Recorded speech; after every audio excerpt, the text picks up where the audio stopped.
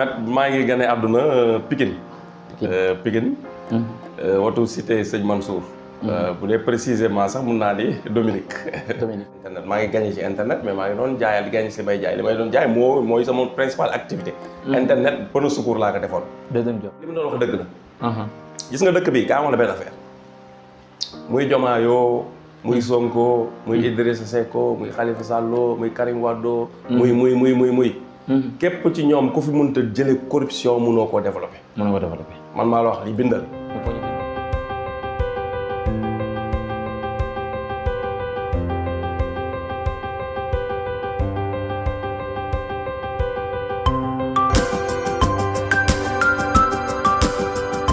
waaw asalaamaaleykum wa rahmatullah mbokku téléspectateurs yi nga xamante ni rek yéen a ngi safoo seen bi di Buzz Actu 221 ak seen bi nga xamante ni moom moo di Mahmoud TV la chaîne de l'éducation islamique. tey ñu invité nañ ki nga xam ne moom mooy di Pape Mor Lo ñu bëri nag gën ko miné si professeur li ko waral mooy gis nañ ko muy jàngale lu bëri si ay business mu jëm si wàllu internet rek yu ni mel sëñ Pape dañ lay bàyyi nga nuyoog mbokku téléspectateurs yi. asalaamaaleykum wa rahmatullah waa Mahmoud TV ñu ngi leen di nuyu di leen ziar sëñ Mohamed Cissé tam ñu lay nuyu di la ziar di kontaan ci dalal bi ñu dalal ci chaîne bi képp koo xam ne yaa ngi ñuy seetaan ak foo mu nekk ci àdduna bi rek ñu ngi lay nuyu di la ziar bu baax. macha allah di ñaan yàlla liñ fi nar a waxtaane yàlla defal ñu sutura ba luñ ci wax rek mu tegu ci yéen te jub xocc. bañ a am benn njuumte boo xamante ni nit dina si dégg lu woon. dina si déggee macha allah. macha allah sëñ Pape ginnaaw bu nga nuyoo mbokku téléspectateurs yi kon mbokk yi yéen a ko jitandoo muy nuyoo bu am solo loolu waaye ñu invité ko si émission bi nga xamante ni moom moo di sama jaar-jaar Serigne Pape nag ñu jit ko muy yëngatu si wàllu internet lu jëm si wàllu YouTube beeg yu ni mel sëñ Pape balaa ñuy yeeg si yenn questions yi tey bu ñu bëggoon a xam Pape Mor Lo dëgg-dëgg ban année la judd ak fan la juddoo si diwaanu Sénégal. sëñ Mohamed maa ngi gane àdduna Pikine. Pikine. watu cité Sëñ Mansour. bu dee précisément sax mun naa di Dominique. ni Pikine moom bëri na ñu bëri boo nee Dominique. nit ñi xam nañ Dominique parce que genn wàllu habitant Pikine yi. si bu njëkk mooy presque ñëpp Dominique lañ gane àdduna. foofu la ñu dëkkoon. maa ngi gane àdduna 30 mars 1976. précisément voilà ca Pikine. waaw Pikine voilà la. Pikine kon sëñ Pape dañ naan Grand Pikine la. dañuy wax ba Pikine mais Grand Pikine. waaw macha allah sëñ Pape muy li am solo lool waaye tey ñu gis ne sëñ Pape Mor Lo. musulman la jullit la. te jullit ñi baaxoo nañ di jàng seen diine. ñenn ñi di ko jàngee si arab am ñoo xam ne dañuy dem jàngi daara génn kër gi dem beneen dëkk di jàngi daara. am ñoo xam ne itam dinañ jàng français.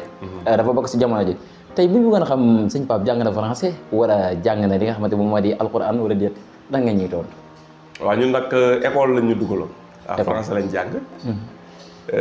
jàng nañ arabe tuuti parce que xam nga école. am na programme secondaire boo demee secondaire da ngay def tuuti programme arabe. moo tax jàng nañ foofu arabe tuuti. mais jànguñ ci lu sore ba ñu mën a wax arabisant wala di làkk arabe non non. mais jàng nañ ko ba mën koo lire rek voilà. mën ko lire alxuraan bi tamit biñ nekkee école. sama papa ay jamono daañu doon jàngal ci kër gi. waaw jàngal yi nga xam ne mooy base rek saar yu gàtt yëpp nga koy jàng voilà. macha allah après tam am na benn jàkk bu nekkoon ci koñ bi tam benn paaw tukulóor bu fa daan jàngale alxuraan ay fàttaliku Pikine foofu. dem nañ fa dem bu école tëjee ñu fay dem di jàng alxuraan. di jàng alxuraan kon loolu mooy côté bi nga xam ne si côté mais li si des nag yëpp jàng si tubaab lañ ko def. si tubaab. voilà mais alxuraan yi moom noonu lañ ko doon jàngee vacances.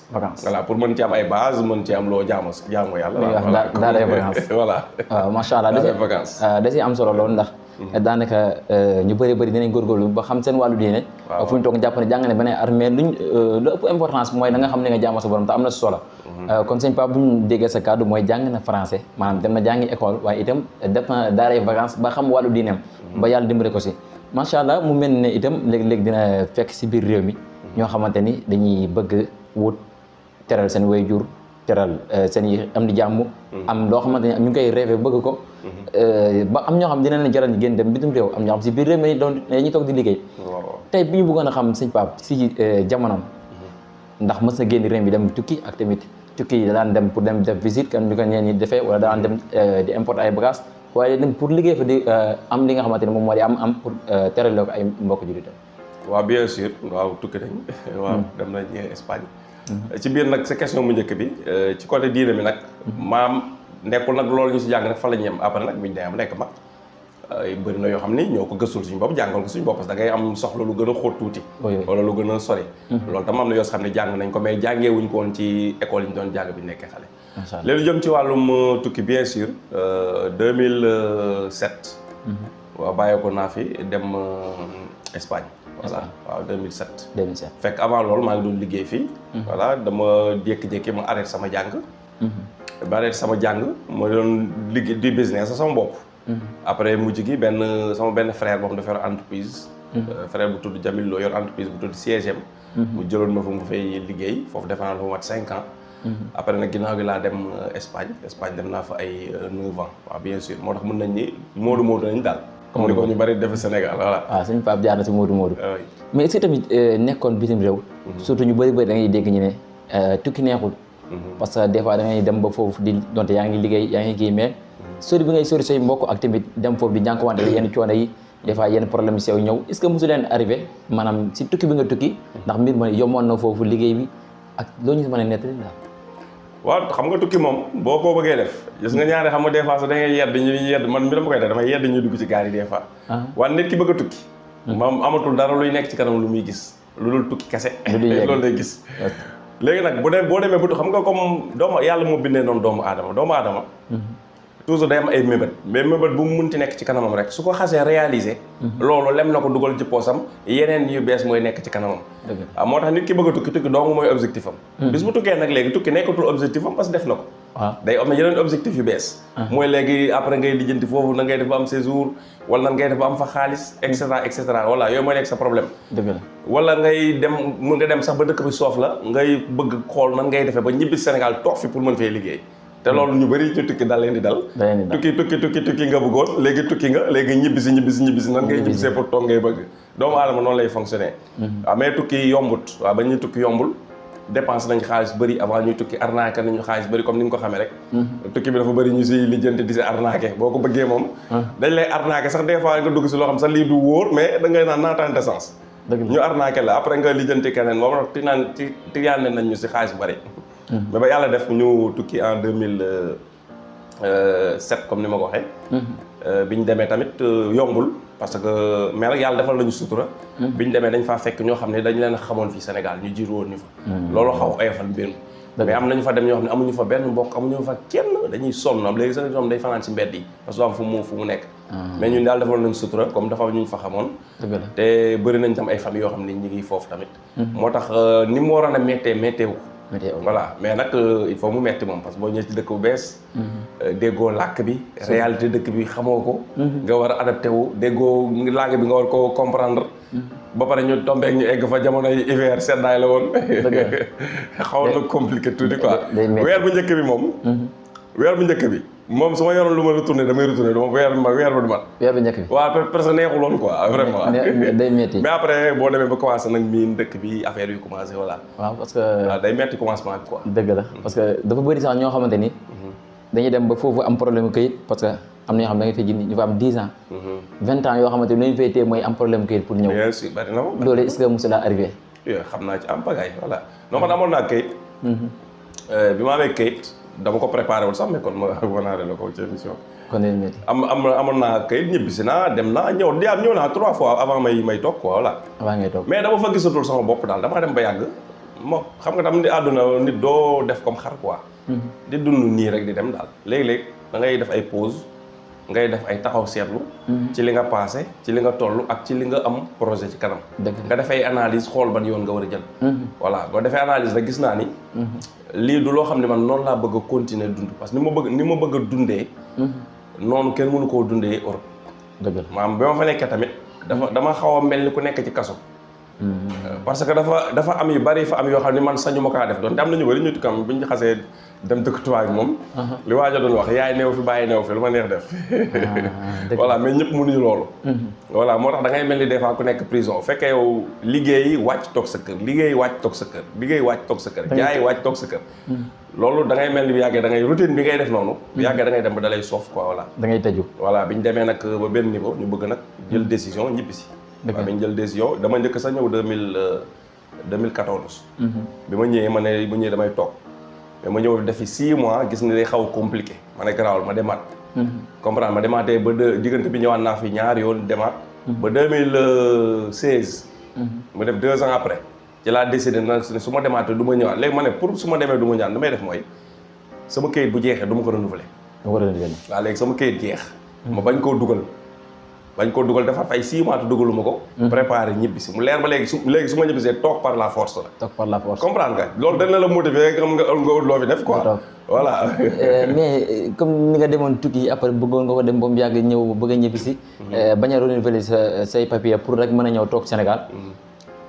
dafa am loo xamante ni yow gëmoon nga ne somme bu fi nekk la nga mën ko déparé wala dafa am loo doon rêvé. non man bu may ñibbisi fii boobu presque à part sama passe xanaa lu ma yor est-ce que su ma dee 500000 peut-être si la yëpp. mais maanaam xëy na man na xam na damaa xaw a dof de xam nga ay xalaat dof laa yore. maanaam nee ku bëgg da ngay dof. waaw non maanaam su ma nee damaa dof mooy. ma dafa am yoo xam nit ñi duñ ko ñemee def te man dama koy ñemee def. da nga ñemee risque. waaw damaa ñemee risque moom. damay dugg ci affaire yoo xam ne man sax après dama naan lii waruma ci woon jël risque. parce que dafa am benn affaire boo xam dafa am mooy maanaam xam nga boo ko waxee sax mën na def nit ñi ay ree. mais man damaa gëm yàlla daal. yàlla dama kaa gëm. absolument voilà te boo gëmee yàlla.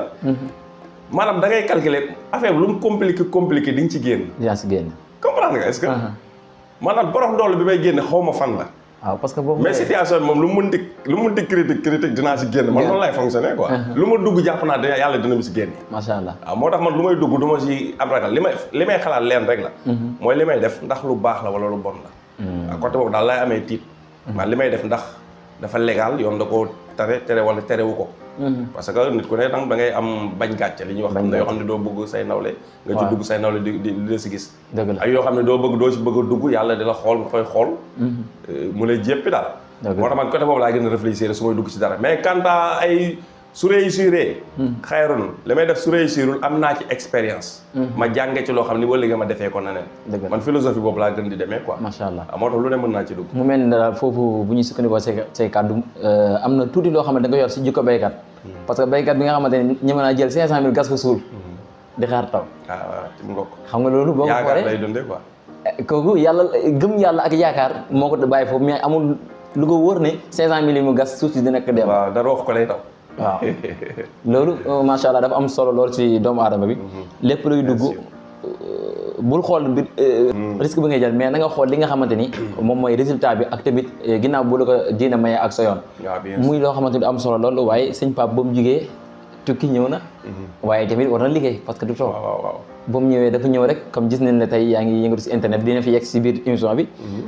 mais sëñ Pape dafa ñëw commencé dem di exemple dem di jaayantu.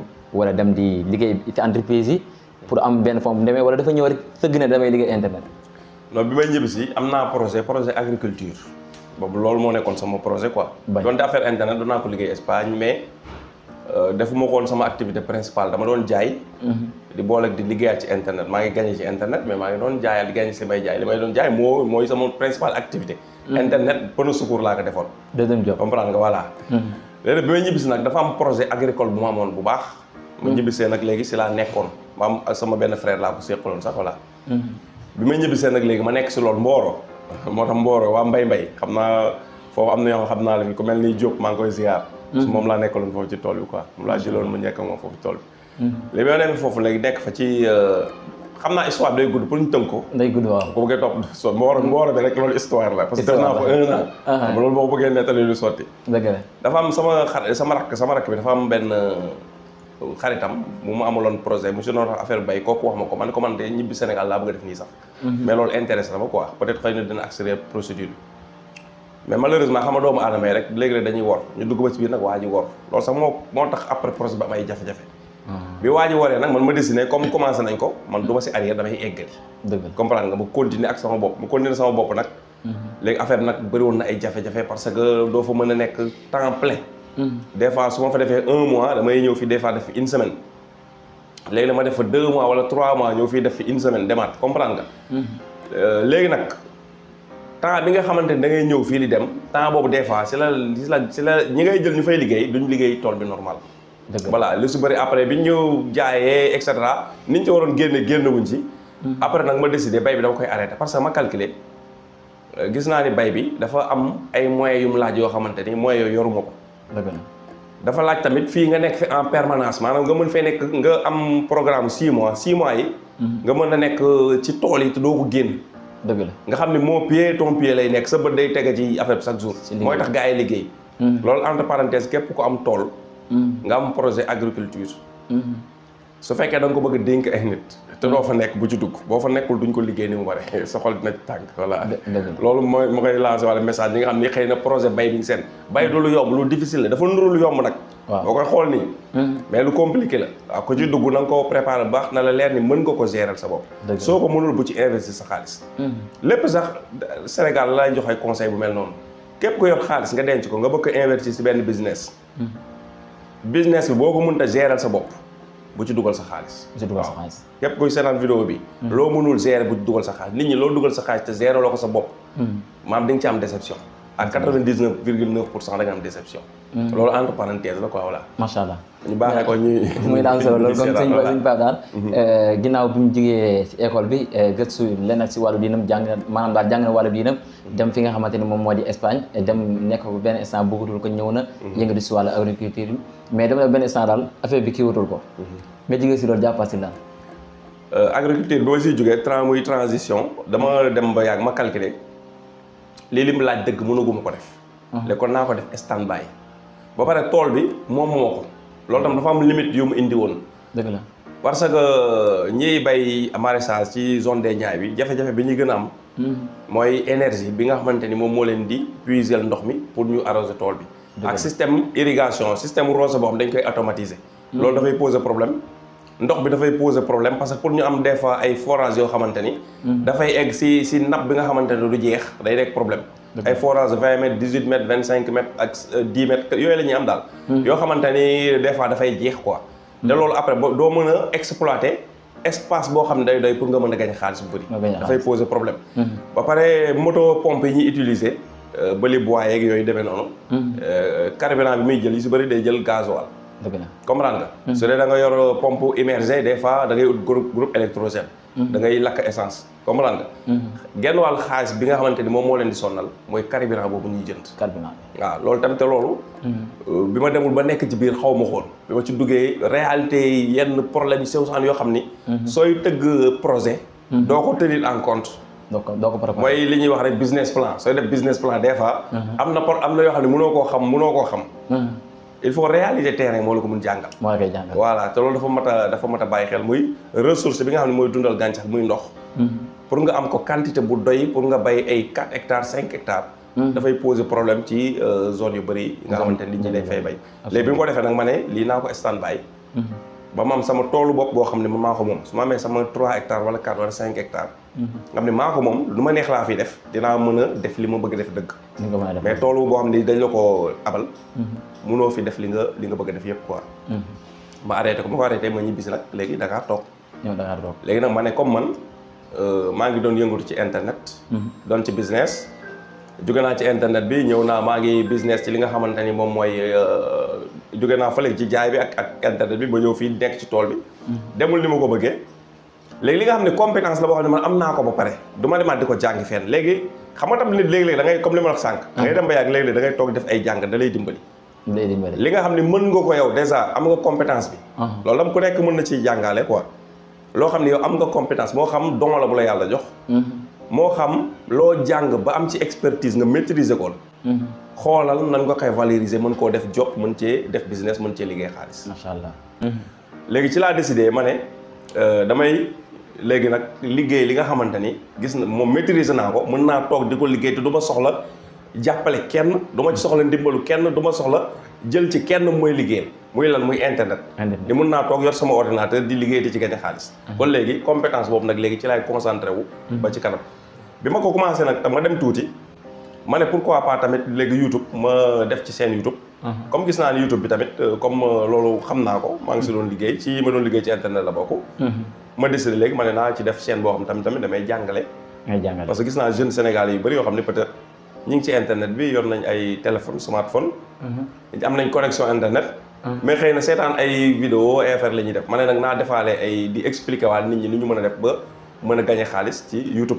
parce que boobu ñu bëri xamuñu ndax YouTube day fay xaalis dañ koy monétiser. waaw ma ne nag léegi loolu baax na xamal ko nit ñi tamit. parce que yaatu na quoi.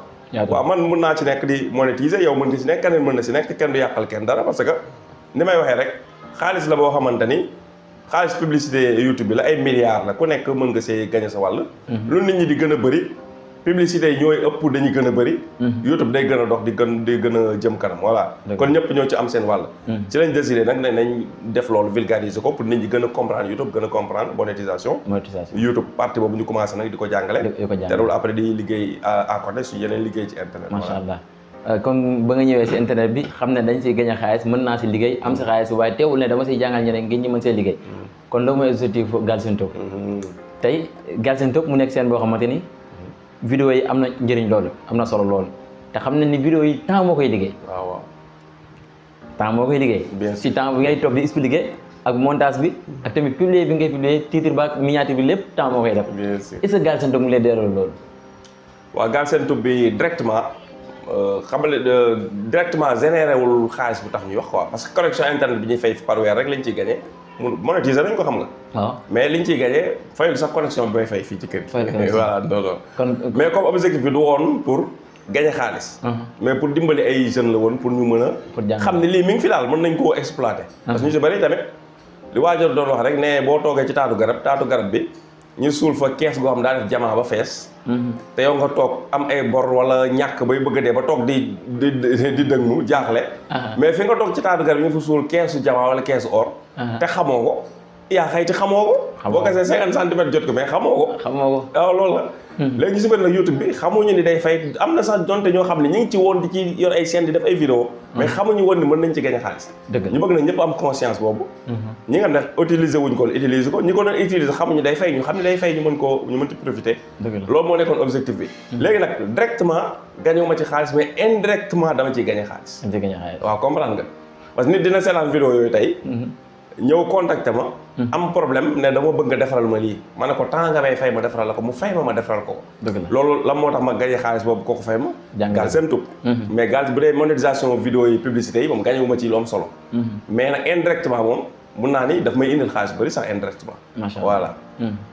kon xam na ne daal Galsen Tube bi. maanaam si jëmmi Galsen Tube monétisation bi. connexion internet la ma dafay Pape Mor Lo. waaye nekk na loo xam ne da koo defoon pour jàngale comme.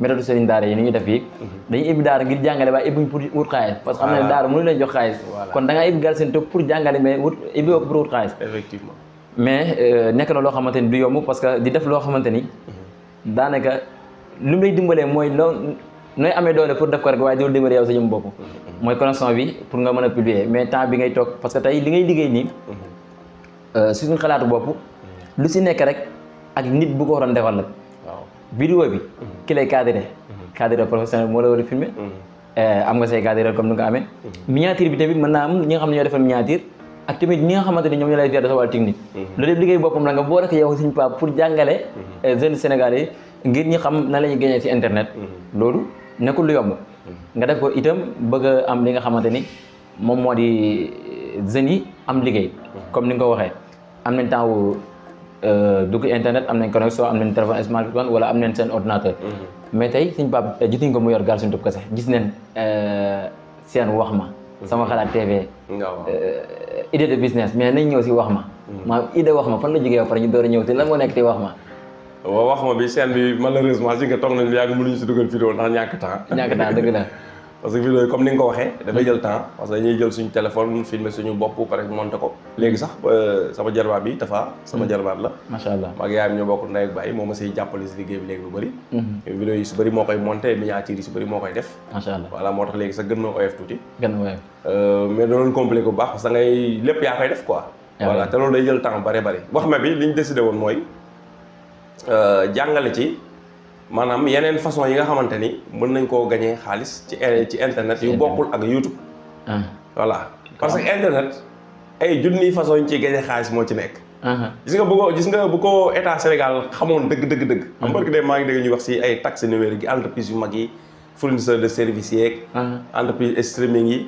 ak entreprise de publicité yi si réseaux sociaux yi de Sénégal dafa bëgg les entreprises yooyu képp koo ci xam da nga am représentant fii di liggéey ak fii ay nit ngay fay ay taxes daal boo commencé daal ñooñ di fay ay taxes ci utiliser bi ñuy utiliser bi ñu leen di utiliser fii Sénégal dëgg la mais bu fekkoon ni état bi comprendre nañ dëgg enjeu yi nga xam ni internet am na ko. dëgg. ba pare xam nga daf xam ko mbir la mais def ko beneen mbir la tamit. ba pare ñu jël ko au sérieux. mën nañoo fexe genn wàllu jeunes yi ci Sénégal di liggéey ci li nga xam ne mooy internet. mën nañ fi créer lu mel ni Silicon Valley. te loolu boo xoolee ci Afrique presque amagu fi dëgg-dëgg. Sénégal boobu mënoon na mën a nekk ëpp pour loolu quoi voilà. maanaam économie numérique. ñu mën a utiliser internet. ak appareil connecté yi di si yëm téléphone ak ordinateur. ak xam-xam bi nga xam ne moom moo jëm ci wàllum loolu. muy di defar ay programme ñuy tuddee ay programmateur ñi xam dañuy programmeur dañuy programmer mën nañ defar ay logiciel mën nañ defar ay algorithme comprendre nga lépp loo xamante ni ay application ay site internet lépp loo xamante ni xam dañuy codé quoi loolu yëpp business la boo xamante ni li muy générer ci ay milliards de dollars kenn xamul lu mu toll mais ñun dañ cee xaw a tardé parce que xam nga suñu dëkk yi tamit dafa nekk dëkk yoo xam système francophone bi ñuy doxee dafa tax lu bëree bëri ci àdduna bi dañ ciy tardé quoi parce que ñun ni ñuy fonctionner la boo bëggee sa réew fi mu nekk nii gaaw ci accéléré ci wàllum économie ak ci wàllum numérique il faut nit ñi ñu dégg anglais parce que yëf yi ci anglais lañ koy xalaat di ko tëgg ci anglais di ko yekk ci anglais di ko soog a dem traduire nag ci yeneen làkk moo tax su fekkoon tey Sénégal dafa nekk pays anglophone kon fi mu toll ni dépassé na ko bu yàgg mais francophone bi frein la ci Sénégal waaw moo tax ci côté économie numérique bi di mu waroon a développé wu ko mais daal nguur gi ba ñu amoon conscience xam maanaam man li ma xam ni internet loolu la mën a jëriñ xam naa suñ ko xamee woon noonu bu doon exemple simple mooy tey man su fekkoon tey man maa nekk au pouvoir comprendre nga waaw tey su fekkoon man maa nekk au pouvoir maanaam dinaa fexe ba genn wàllu jeunes yi ci Sénégal ñoom ñëpp dinañ liggéey te maanaam internet ak nouvelle technologie la ñuy utiliser pour ñoom ñëpp mën a am liggéey. pour mën a liggéey voilà noonu laa la ko mën a tënkale. parce que tey macha allah comme ñun ñu ngi yëngatu si internet bi naam xam nañ ni ñu ngi fi monétiser am ñu fi fayeeku salaire yoo xamante ni ñoom mën nañ fay ay nit yoo xamante ni si internet li ñu gagné si internet la ñuy fay ñooñu pour ñu liggéeyal leen. gis naa ko kon comme li nga wax mais idée bi nga xamante ni mos nañ ko dégg sa benn vidéo parce que ñun ñi jàkkaaroo ak yow di la filmer tey bu ñu mënee lii fi internet ginnaaw yàlla yow la donte amoon nañ passion bi commencé dugal ay vidéo bi si internet mais topp bu ñu topp Galsen Top ak nekk bi ñu nekk si groupe Galsen Top bi di si profité waale ñi nga xamante dañuy yëngatu si wàllu internet surtout youtubeurs yi te nekk ñu Galsen Top ñu fexe ñëw fa te di suivre vidéo yi nga xam ne moom nga def parce que loolu dañu gën a faciliter suñu liggéey mais gis nañ ne benn vidéo nga doon expliqué ne état bi bu ñu jëloon li nga xamante ni moom mooy ay machine ordinateur jënd ko xool benn par exemple benn 100 personnes yu jox leen ko nekk ordinateur resté leen connexion boo xamante ni dina mat fii ak 1 an wala sans départ loo xamante ni fi mën a débuté wu te ñoom am nañ li nga xamante mooy passion bi am nañ tamit xam-xam bi ñu mën a liggéeyee loolu ñu nekk ay youtubeur professionnel yoo xamante ni dinañ si mën a liggéey fii ak 1 an ñi am loo xamante ni ñoom dinañ mën a fay ko ay salaire bay fay ñeneen comme site internet yi ngay gis télévision yi am nañ ay youtubeur yoo xamante ñoo leen gérer seen youtube seen cadreur ñi leen di fay et cetera te yooyu ay site internet yu mag la ñuy doon ak yu ndaw yëpp yoo xamante ni ñu ngi siy liggéey déggoon nag nga wax ne état waroon na mën a def li nga xamante moom moo di benn genre de financement boo xam ne di leen dimbale youtubeurs yi wala dimbale yenn si jeunesse Sénégal yi ñu mën a liggéey si youtube loolu dañ ko bëggoon rek wala dafa am foo tolloon rek sa xel demee foofu non ba léegi c'est valable parce que internet bi mi ngi fi li fi newoon moo fi ne ba léegi voilà li woon niwul mi fi ba léegi voilà mais xam naa duñ ko def nag parce que fii xam nga état moom état la li Tunkara di wax rek nee na Tunkara waxuma Tunkara bi nekk États-Unis rek taxul may wax Tunkara bi nekkoon 2S laay wax da doon naa état dafa yeex quoi état dafa yeex waaw ku koy xaar bi nga xaar parce que dafa yeex di nga xaar mais boo xoolee dëgg la quoi réaction état des fois ci yenn yi day xaw a yéexi léegi-léegi ñu am réaction yu gaaw ci yeneen yi waaw mais lu jëm ci suqali léegi-léegi ñu am ci réaction yu yéex a yéex wala bu ñu demee ba ci am réaction fañ koy def du baax wala nañ koy defee du baax dëgg la voilà loolu bu ko defee ay milliards toujours la ñuy perte ci loolu investir ko foo xam ne waruñu ko faa investir wala ñu dem fu ñu war a investir ñu investir ko fa noo xam ne waruñu koo investir noonu su ko defee après fu muy mujjee dàqante toppal diw moo sàcc xaalis ba kee boo ko voilà mais loolu moo waxoon laay waxaat état gouvernement Sénégal sax lay wax gouvernement Sénégal suñu jëndoon par exemple tey du ma sax du ma xam nga mën naa la 1000 or 1000 personnes non non 1000 dafay tuuti 500000 laa la wax 500000 mooy juróomi téeméeri nit 500000 du xaalis quoi compter 500000 juróomi waaw 500000 loolu juróomi téeméeri junni juróomi téeméeri junniy nit. muy 500000 voilà. suñ jëloon 500000 jeunes. yoo xamante ni jàng nañ français. mën nañ bind mën nañ lire. dëgg la comprendre nga. kenn ku si nekk ñu jëndal ko ordinateur bu baax bu am doole. Sonatel may ko connexion internet 1 an gratuitement du fay dara. dëgg la comprendre nga. 500000 personnes yooyu. mun naa leen a jàngal loo xam ne balaa 1 an yi di jeex kenn ku si nekk si ñoom dina mën a gagner 200000 par weer. 200000 par weer. waaw. te du ma toog fi ma jógee pour jàngal leen loolu. ñoom it xoolal keneen ku nekk si ñoom du génn këram pour jàng loolu. du génn kër kenn ku si nekk. këram lay toog yor ordinateur am ak connexion internet am. fii laay toog yor sama ordinateur sama connexion internet. 500000 personnes yooyu ma jàng leen. nga formé leen voilà. kon maanaam loo xam ne yomb na. yomb na. voilà ba pare comme benn entreprise boo xam ne mën na samp 500000 personnes yoo xamante ni ñoom. waaw da ciy liggéey ba mën a créer ñeneen di leen liggéeyloo. internet kon kon entreprise boobu moo ngi nelaw biir Sénégal. mu ngi nelaw biir Sénégal. université virtuelle bi ñuy wax nii. su fekkoon ni doxal nañ ko ni ñu ko war a doxalee.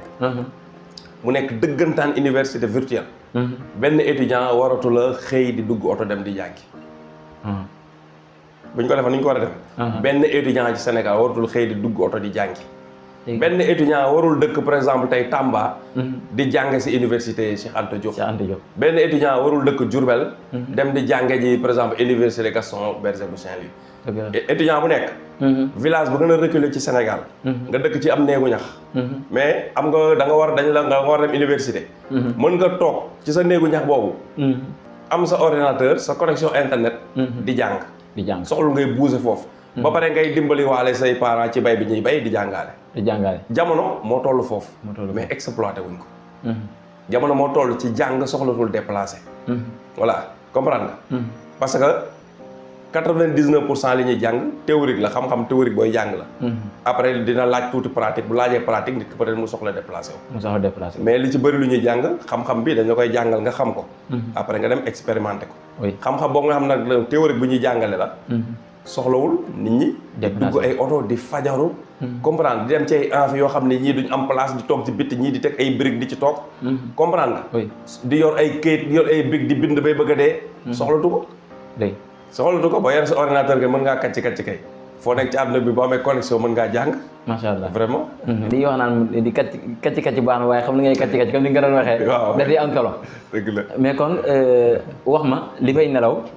ak seen bi nga xam ne moom mooy Galsen Top li fay nelaw si xam-xam ak rêve bi nga xamante ni wala bëgg-bëgg bi nga xamante ni sëñ Pape yéene na ko Sénégal yéene ko jeunesse Sénégal yéene ko li nga xamante ni moom moo di jeunesse bi pour ñu mën a am si luñ jàpp loo xamante ni day nekk lu dëgër ñu mën a faj seen i soxla dimbali seen i parents comme ni ko ñenn ñu bëri boo leen laajee dama bëgg a dimbali samay waajur dama bëgg a def naa nga mën a ku si nekk am na looy rêvé mais nekk de li nga xamante ni moom mooy solution bi moo ngi fi. waaw bien sûr kon état bi. war nañ si defaat war nañ si dox ay jéego. ndax li si am solo loolu boo jiitee loo xamante ni day doxal sa économie réew. waroo si yéexantu. dëgg la te sa biir réew ngay toog di ko def. loo ko jéegaan ni loolu da si am solo. mais sëñ Pape ñëw nga si Galsen Top.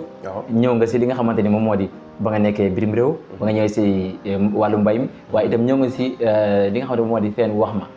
kon wax ma dafa ñëw pour wax waa Sénégal. naka la ñuy def ba gagné ci internet te lu bokk ak YouTube. kon internet waxuma la YouTube mais internet du méthode yu bëri dafa gars yi mën a gagné xaalis. mais gis nañ tamit idée de business.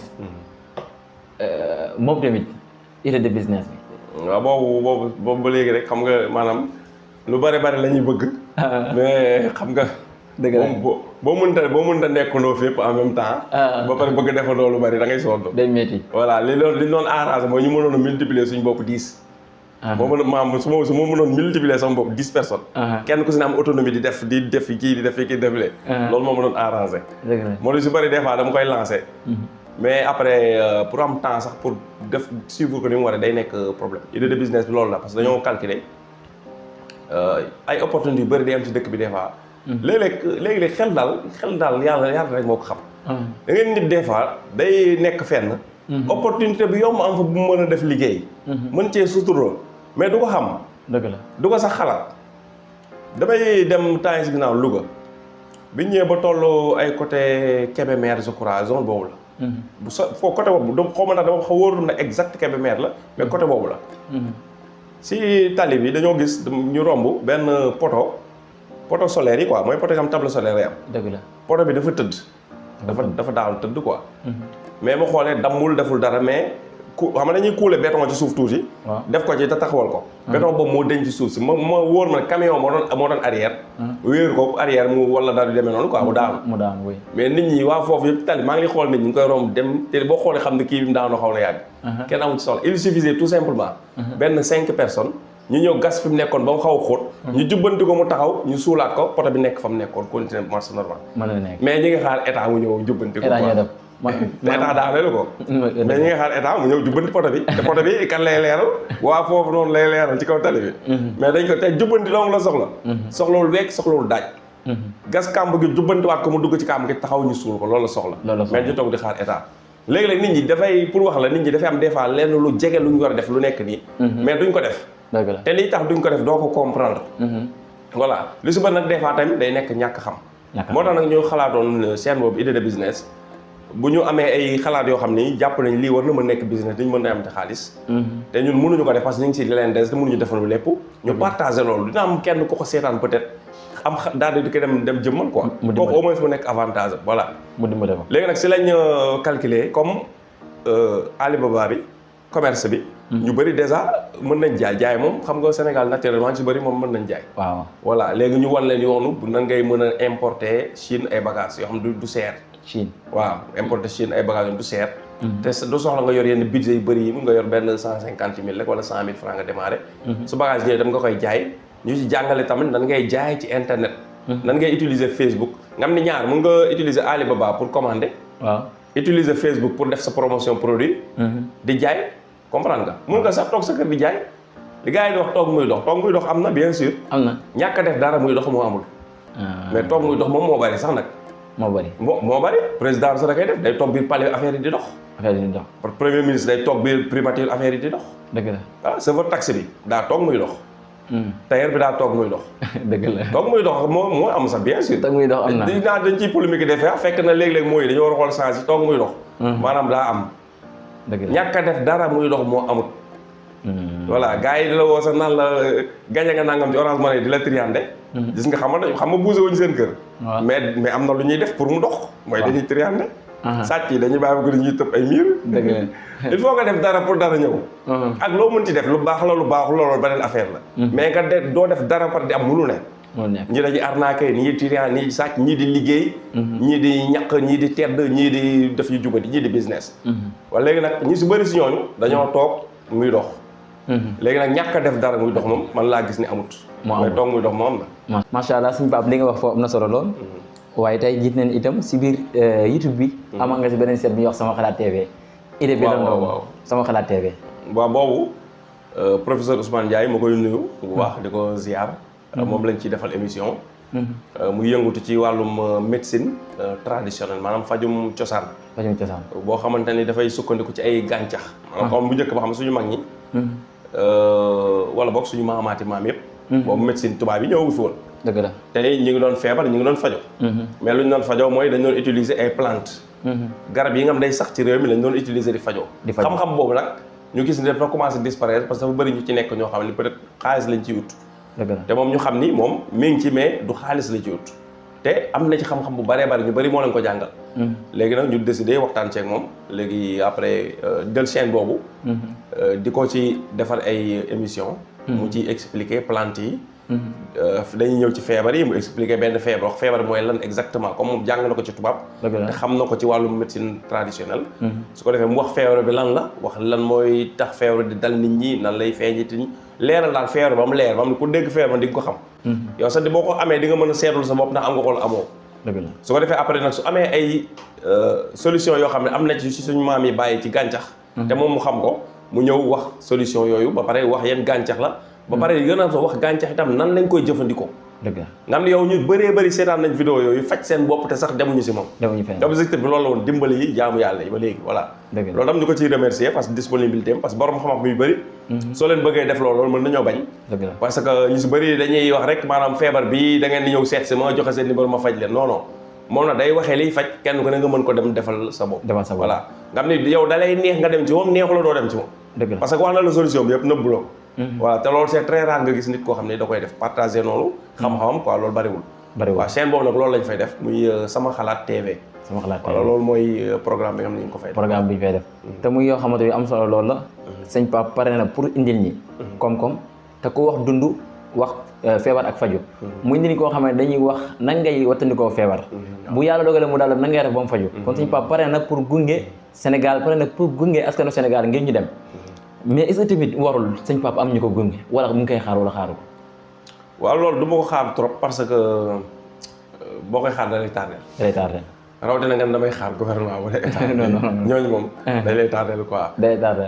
ay jamono xam nga tam loo gis rek seede da cee baax pour wane ni léeg-léeg gouvernement yi état yi boo amee ay projet nga bañ a sukkandiku ci ñoom.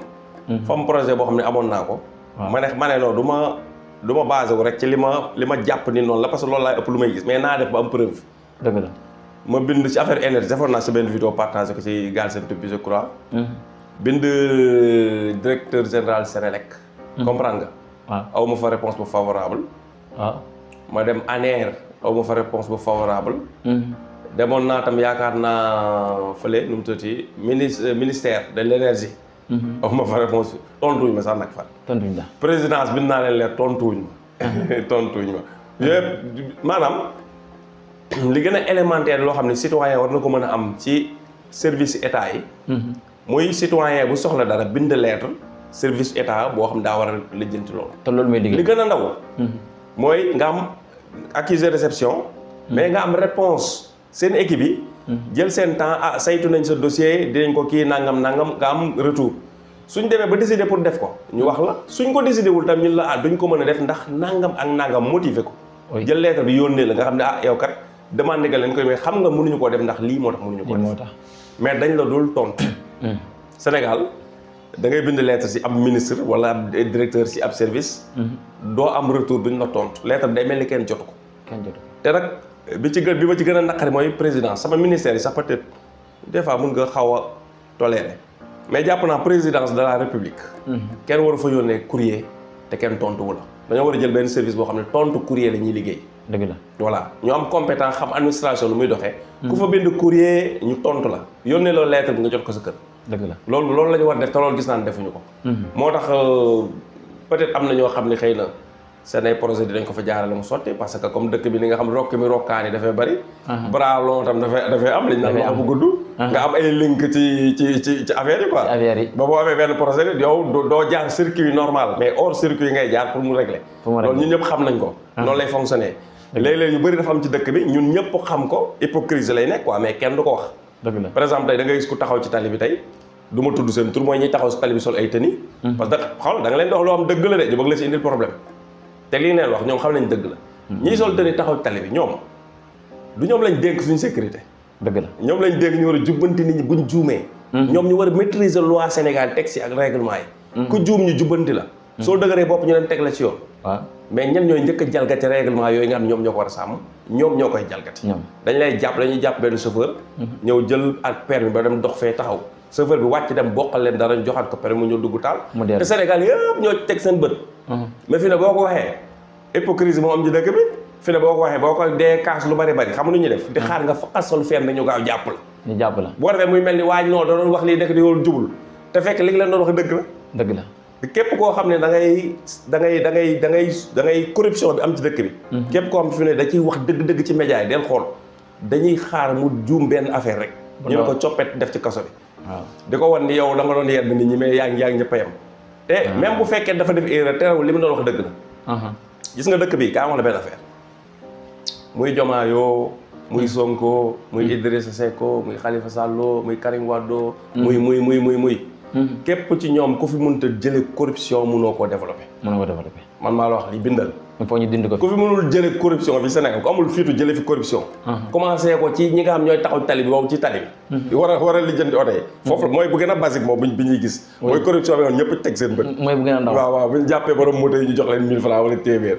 bu ñu jàppee borom taxi yi. wala kalandoo yi nga joxee 500 wala téeméer. boobu dañ koo nëbbatu ñëpp ko gis. boobu bi gën a élémentaire yeneen yi nga xam ne mënoo koo gis nag mooy yi am ci biir bureau yi. comprendre nga. yi am ci marchandise yi fee ñuy jaar. foofu conteneur yi di wàcc. foofu nga mafia yi fay am kenn xamul mooy lan. dëgg la yëpp foofu am mafia ak dëkk loolu yëpp nag corruption la.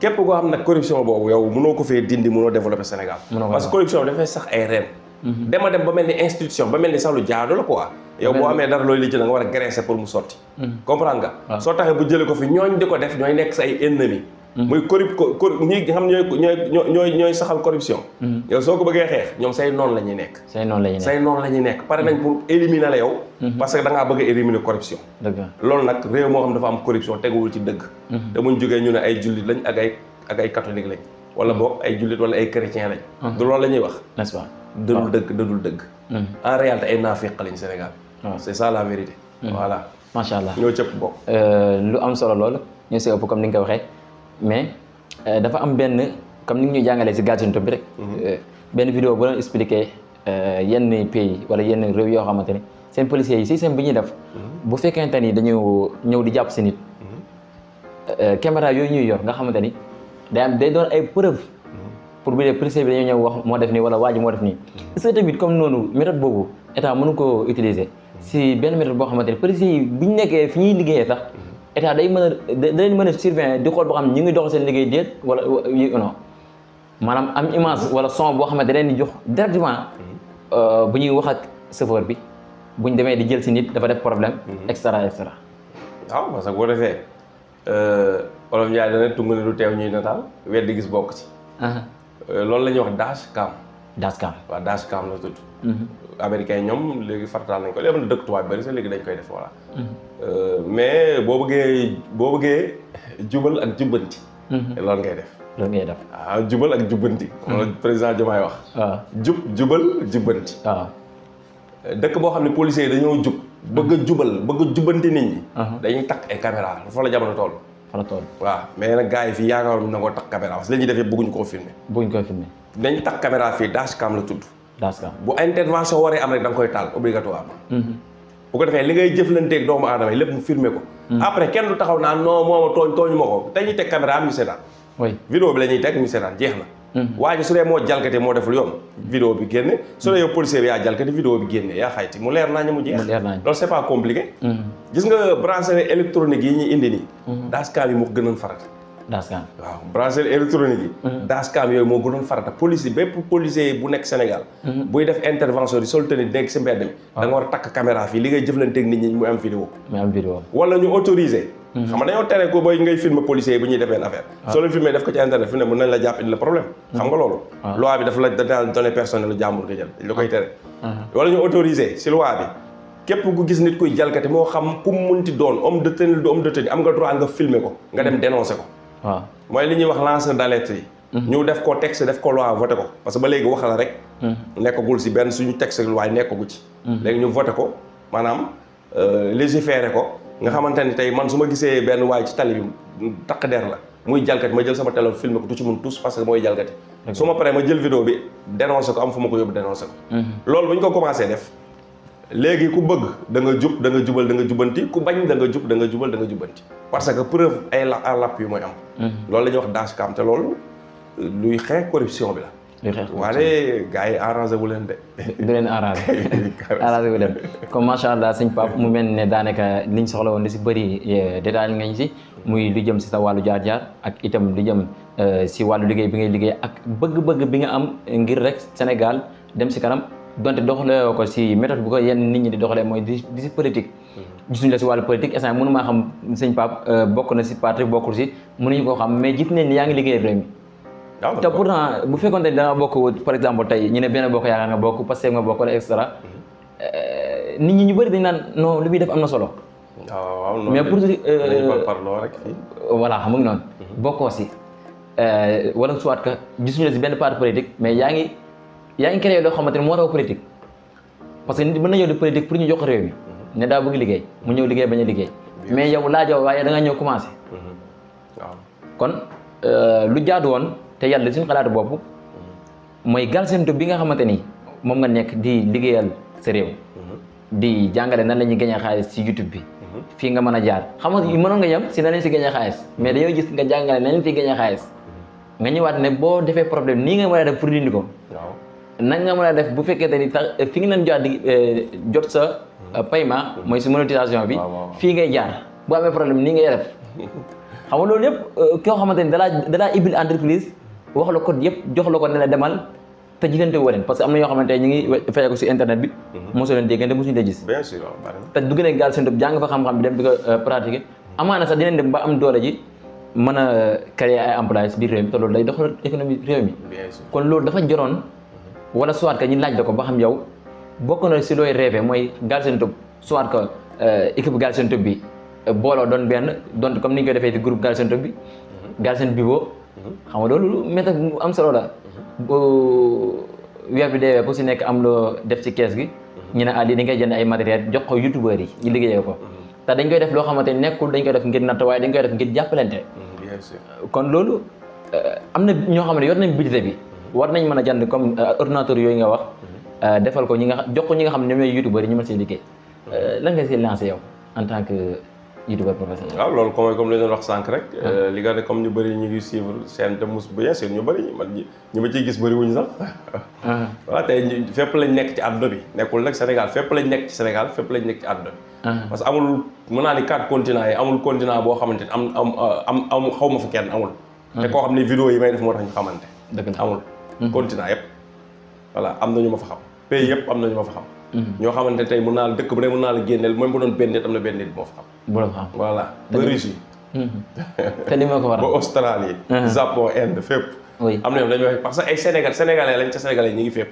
dëgg la ñooy suivre après contacté la am ay jafe-jafe contacté la si ay si YouTube voilà. wala kon moo loolu mooy dëggal li ñu doon wax sànq ne. 500 000 personnes. mën nga leen a former te duñ bouger seen kër yow doo bouger. dëgg la mooy loolu da koy firndeel. beneen affaire bi. mun naa ni damay politique. mën naa ko wax mun naa ni sax nekk naa ci parti politique. damay politique man Sénégal laay politiqual. Sénégal ngay politique voilà parti bi ñu naan Sénégal laa bokk. ndeysaan. voilà. waaw parti Sénégal laa bokk. voilà Sénégal laay politiqual mooy sama parti. mooy sa parti. voilà mais. Sénégal nga votel. waaw Sénégal mooy sa parti. waaw mu ngay politiqual. jeex na. kon leer na loolu la léegi nag politique politicienne. laa dul def. oui. waaw bi ma juddoo ba léegi mosuma def politique politicienne. amul benn homme politique boo xamante ni. waaw da nga woote nga jaral ma sol sama dàll génn kër gi fii dem taxul di la déglu. day déglu man gaw ma seen discours yi ñuy def. gaw ma tam woo bi ñuy woo nit ñi ci ay meeting di wax gaw ma loolu. man jàpp naa loolu sax si liy tardel dëkk bi la bokk. comprendre nga. gaw ma tamit jël benn nit ne ko maanaam moom kii moo yor secret bii régler Sénégal man gaw ma loolu. gaw ma loolu. non non. ñun waa Sénégal yëpp. waaw nañ génn suba ñu dem Mauritanie wala Gambie ñu bàyyi kenn ku ñu yaakaar yaa mën a defar dëkk ñu bàyyi la dëkk bi yow dong.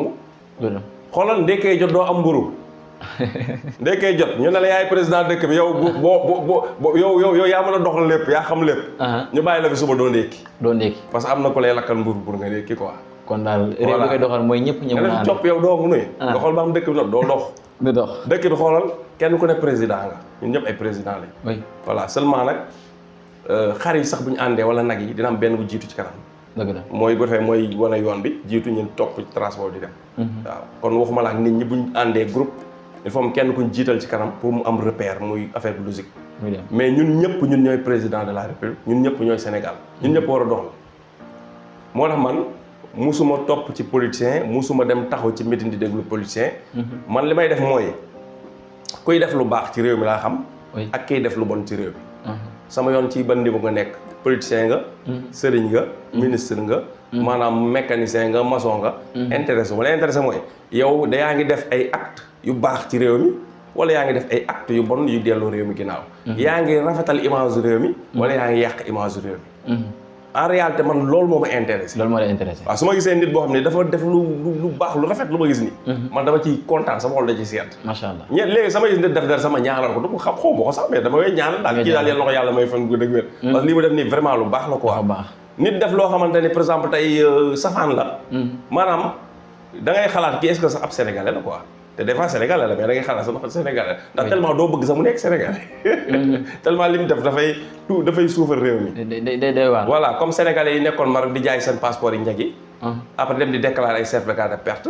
parce que ñag yi foofu boo yoree passeport Sénégal foofu dañ lay fonk parce que dañoo fonk sénégalais foofu. ñu jaay seen passeport yi ñag léegi ki nga ko jaay bu demee di jaay drogue ñun ab sénégalais mooy jaay drogue ñooñu est-ce que ay patriotes lañ. non non xam nga esprit patriotique nekkul si ñoon déedéet ak ñi nga xamante ni bu ma ko bëggee lim yaakaar naa duñ fi jóge voilà man daal loolu laa gëm man politique boobu laay def mooy politique pour Sénégal suqaliku jëm kanam Sénégal mën naa suqaliku bu yàggu rek maa ngi koy wax projet la boo xam ne xëy na luñ ci sori parce que lu ñu mébét la mooy dañoo bëgg Sénégal muy dem ba courant di fi jar kilowatt juróom dërëm nit ñi dafay kilowatt xam nga courant gratuitement moom sa baaxut parce que day yàq lu bari si ay liggéey ak yooyu parce que boo nee nit ñi utiliser courant gratuitement day mel ni kon jamono bi ñuy utiliser robinet mbedd yi kenn du fay nit ñi dañuy ubbi robinet yi bàyyi ko muy xelli xam loolu baaxul voilà moo tax mën nañu dem ba courant di jar par exemple tey kilowatt bi juróom dërëm dong nga am nit fi ngay doon fay 100 francs mën nga faa fay 25000 ki doon fay 25000 mën na fay par exemple tey ay 5000 francs comprendre nga waaw ñun loolu mooy suñu loolu projet bu ñu am la boo xam ne moom duñ ci soti duñ ci développé parce que am na yoom Sénégal moom da ngay bàyyi ba mu pare rek nga du jar nga koy macha allah muy am solo nga ciy xóotal am na solo lool yàlla na yàlla sottal mébét yëpp yàlla bàyyi fi nga yàgg di liggéeyal sa réew li nga bëgg li itam yàlla réussir ko parce que da ci am solo di def ngir def baax na di def ngir bëgg a def baax na waaye saa yooyu def yàlla def résultat day am solo ñu la ko ñaanal yàlla fay la say jëf yu baax waaye itam gën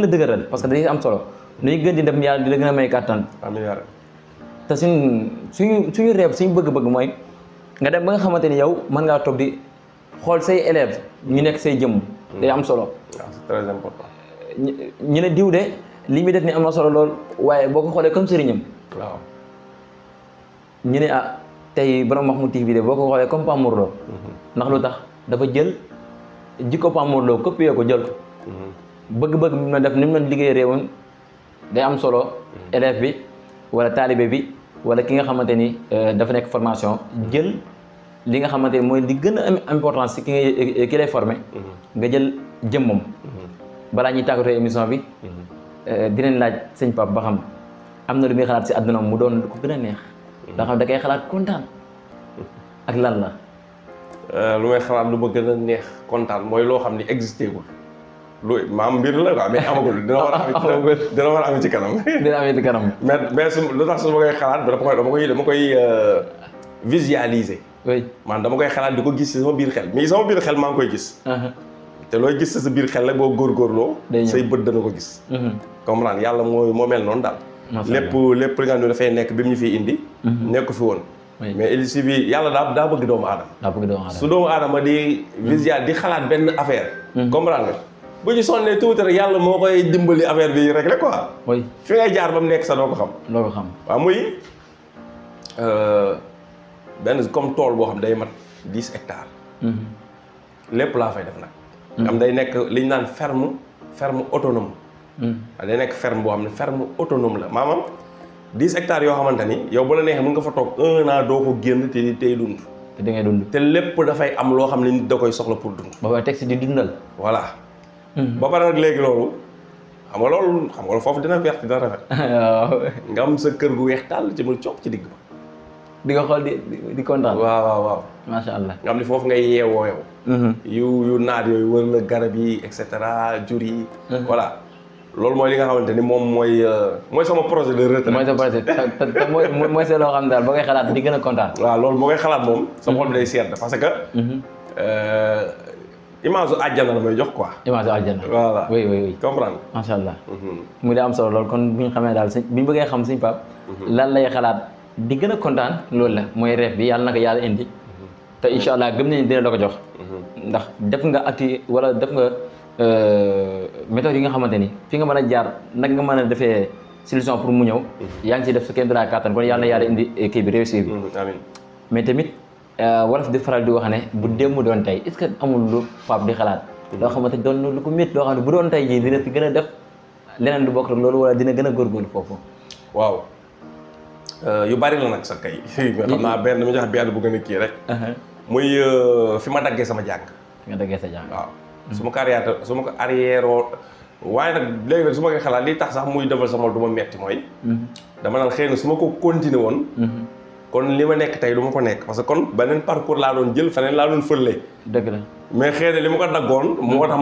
ma jaar fi ma jaar ba fa léegi fii. ba fa léegi loolu des fois mooy tax du ma ko rëcc. mais des fois su fekkee am na loo xam ne comme li ma koy xalaat di ko rëcc bu nekk yu bari boobu mooy nekk ci bopp bi. booy nekk ci bopp bi waaw mooy maanaam toppoon cursusu jàng ba mu jeex ba pare su ma ko toppee ba mu jeex du ma jàng lu nga xam dafa jëm ci ay wax quoi. affaire ay droit. waaw affaire ay nekk ay professeurs yoo xam da ngay jàngale ay théorie. xam nga université bi nga gis ni. waaw genn wàll professeur yi fa nekk li ñuy jàngale mosuñu koo def ci seen dund. li ñuy jàngale. ñu si bëri li ñuy jàngale mosuñu koo pratiquer. da ngay gis kuy jàngale koo xam ni ingénieur agronome la ñoo ñi nga xam ni seen xam-xam daa jëm ci wàllu mbay. comprendre yow nga nekk université di ko jàngale. ci université boo xam Bambey moo fa nekk. te amoo tool. amoo tool parce que da ngay jàngale ci ay këyit dong la nekk nga koy jàngal ñeneen ñu ko def ci ay këyit. comprendre nga. nga xam ne histoire lay jàngale. li mu lay jàngale kenn du ko pratiquer te kenn amul preuve ni wér na wala wérut. professeur boo xam ne histoire lay jàngale.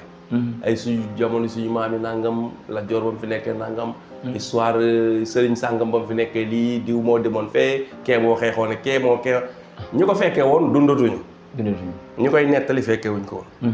ñi ko bind kenn xamul ndax liñ bind am na ndax modifié wuñ ci dara. loolu yëpp bu dara wóoru si. dara wóoru si voilà. loolu bëri na fa ñuy jàngale. macha allah ak affaire droit manipuler yi maanaam def seen i texte mooy règlement ñu def ci dëkk bi rek. waaw ay constitution yeeg ay et cetera. mooy affaire droit. loolu comme bu fekkee mënut a ñàkk sax yenn nit jàng ko yóbbaale ñeneen ñi mais ñi ko jàng dañoo bari. yeneen affaires yi mooy ñuy jàng donc si université privée yi bëri ci dëkk bi biir ba Dakar bari nañ fa quoi. ñoom dañuy jàng ay finance. ay business school lañ leen tudde ma école yoo xam ne dañuy jàngale business daal. ay théorie rek ñi professeurs yi fay jàngale. kenn si ñoom taxawlul business. ñooñu noonu. kenn ci yorul boutique buy jaay. comme ni ñu wax naan professeur waaye ñoom dañuy ñooñu ay professeurs yi formé ay étudiants ci wàllu business ñu tudde ay business school xam nga dañuy tudd yu garaaw yu ngat yoo xam ni. université boo fay jàng dañ lay fayeekuloo ay 150 000 ay 100 000 ay 80 000 par weer. salaire yu kii nu mu tëddee. mensualité yu cher lañ lay fayekuloo parce que dañuy tuddee école bi tur bu rëy. waaw da ngay ñëw ñu jógal ñu sol la chemise bu weex. taxal la cravate école boo fay jàng si da ngay cravate quoi. waaw da ngay sol kos. da ngay si école yoo xam ne Dakar da ngay sama seetlu. oui. bu ñu wàccee gis dañuy génn dem ni ñëpp a ndróole yére uniforme yu rafet affaire yooyu.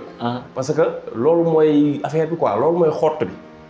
mais en réalité ci biir dara nekku fa. dara nekku fa mais genn wàll Sénégal yi bu ñu jàngee management business nangam après lan la ñuy manager. manager yi soxla woo ci ay fukki junni yu juróom. waaw comprendre nga. léegi ñooñu toog fa di ko jàngale ñu si bëri amuñu benn business jaay gerte sa defuñu ko.